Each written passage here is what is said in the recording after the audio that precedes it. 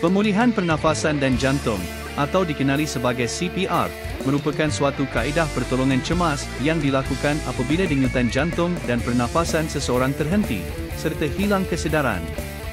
Dalam keadaan ini, CPR dapat mengekalkan aliran darah yang beroksigen secara berterusan ke dalam otak kerana kematian otak akan terjadi jika tidak mempunyai oksigen yang mencukupi.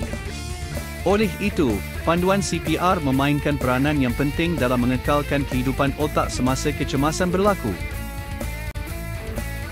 Dalam 4 minit pertama ketika seseorang mangsa kehilangan pernafasan dan denyutan jantung, beliau adalah dinyatakan dalam keadaan kematian klinikal di mana boleh diselamatkan dengan melakukan CPR untuk memastikan aliran oksigen berterusan ke dalam otak.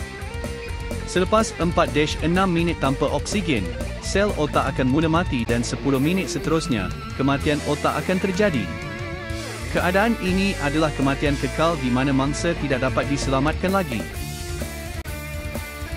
Resusitasi kardiopulmonari, bahasa Inggeris, Cardiopulmonary Resuscitation CPR, adalah prosedur kecemasan yang dilakukan dalam usaha bagi mengekalkan secara manual fungsi otak sehingga langkah selanjutnya dapat dilakukan bagi mengembalikan aliran darah dan pernafasan secara spontan pada seseorang yang jantung berhenti berdenyut. Ini ditunjukkan pada seseorang yang tidak bertindak balas dengan berhenti bernafas atau pernafasan tidak normal, sebagai contoh pernafasan sengsara. Ia boleh dilakukan di dalam atau di luar hospital. CPR membabitkan menekan dada pada sekurang-kurangnya sedalam 5 cm dan pada kadar sekurang-kurangnya 100 kali setiap minit sebagai usaha menghasilkan peredaran buatan dengan mengepam darah melalui jantung secara insani. Tambahan lagi, penyelamat boleh membekalkan pernafasan dengan sama ada menghembus ke dalam mulut mangsa atau menggunakan peranti yang menolak udara ke dalam paru-paru mangsa. Proses memberikan pengudaraan luaran dikenali sebagai pernafasan buatan. CPR sahaja tidak mungkin menghidupkan semula jantung, kerana tujuan utamanya adalah memulihkan separa aliran darah beroksigen ke dalam otak dan jantung. CPR boleh menangguhkan kematian tisu serta melanjutkan jendela peluang yang singkat untuk menjayakan resusitasi tanpa kerosakan otak yang berkekalan. CPR biasanya diteruskan sehingga pesakitnya pulih atau disahkan mati. Apabila jantung terhenti secara mengejut, darah tidak boleh mengalir ke paru-paru, otak, dan organ-organ penting yang lain. Mangsa tidak mampu bernafas dan tiada tindak balas. Jika tidak dibantu, keadaan ini boleh mengakibatkan kematian. Keadaan ini boleh disebabkan oleh 1. Serangan jantung. 2. Saluran pernafasan tercekik oleh benda asing. 3. Lemas. 4. Strok garis miring angin ahmar. 5. Penyalahgunaan dadah dan ubatan. 6. Renjatan elektrik. 7. Alahan yang kritikal. 8. Trauma. Pastikan keadaan mangsa, anda dan persekitaran selamat. Pakai sarung tangan jika ada. Jauhi tumpahan darah, objek tajam, wayar elektrik, dan sebagainya. Periksa sama ada mangsa boleh bertindak. Balas. Tepuk bahu mangsa dan tanya dengan jelas. Hello.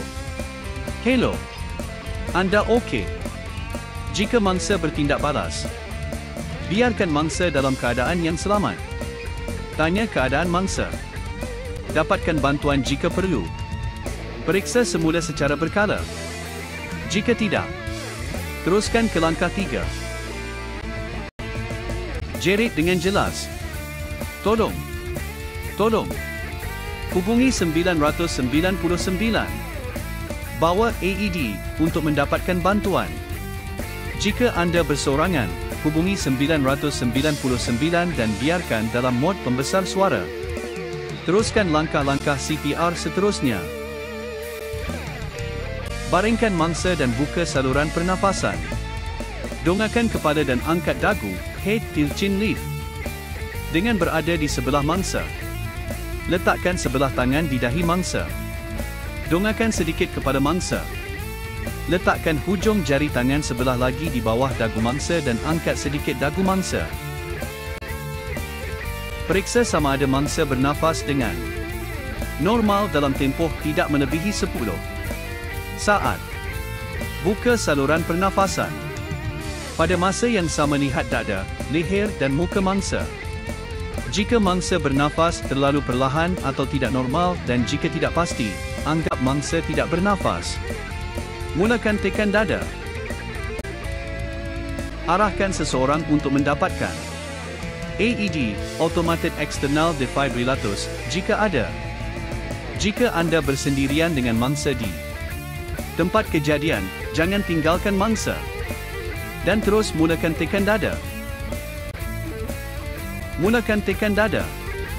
Lokasi tekanan dada adalah di tengah dada mangsa. Duduk di sebelah mangsa. Letakkan sebelah tapak tangan di tengah dada mangsa.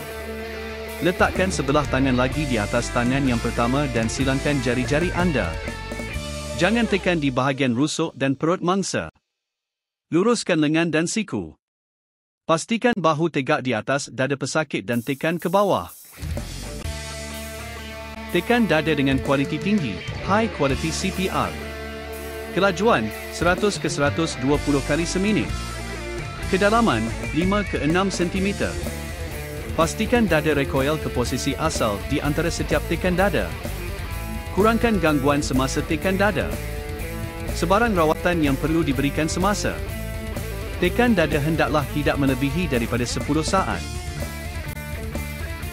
Berikan bantuan pernafasan semasa tekan dada pada kadar 30 tekanan dada, 2 hembusan nafas.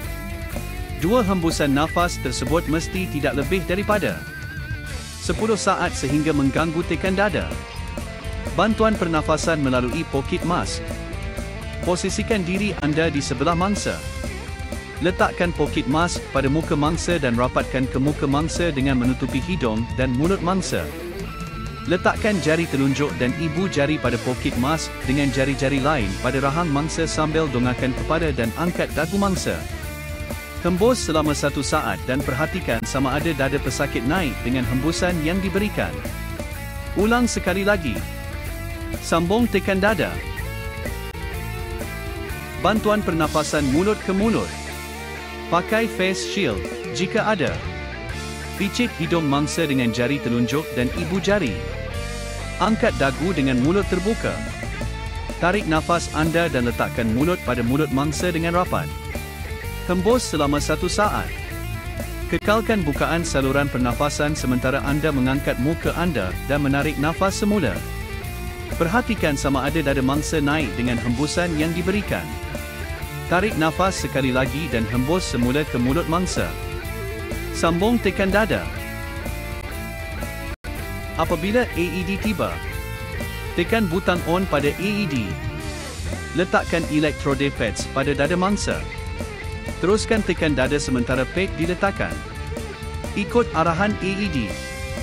Jika defibrilasi garis miring shock disarankan, pastikan tiada sesiapa memegang mangsa. Tekan butang shock pada AED. Terus sambung tekan dada serta-merta selepas defibrilasi diberikan. Ikut arahan AED seterusnya. Jika tiada defibrilasi garis miring shock disarankan, teruskan tekan dada.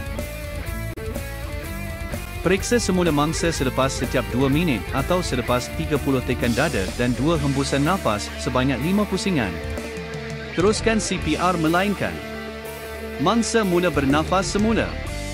Anda sudah letih dan tidak mampu melakukan tekan dada lagi. Bantuan telah tiba. Jika anda dapati mangsa sudah mula bernafas sendiri tapi masih tidak sedar, teruskan berada di sebelah mangsa dan luruskan kedua-dua kaki mangsa. Letakkan lengan mangsa yang hampir dengan anda dengan siku dilipat dan tangan dibuka, gambar A. Letakkan lengan satu lagi di depan dada mangsa dengan belakang tangan di pipi mangsa, gambar B. Tarik kaki mangsa yang lebih jauh dari anda ke arah anda dengan pinggul dan lutut pada 90 darjah, gambar C-D. Dongakkan kepada mangsa untuk memastikan saluran pernafasan kekal terbuka. Jika perlu, gunakan tangan di pipi mangsa untuk mendongakkan kepada mangsa. Hadapkan muka mangsa ke bawah untuk membenarkan cecair dari mulut mengalir keluar. Periksa pernafasan mangsa secara berkala. Tanda-tanda mangsa pulih. Bergerak. Membuka mata. Bernafas dengan normal. Batuk.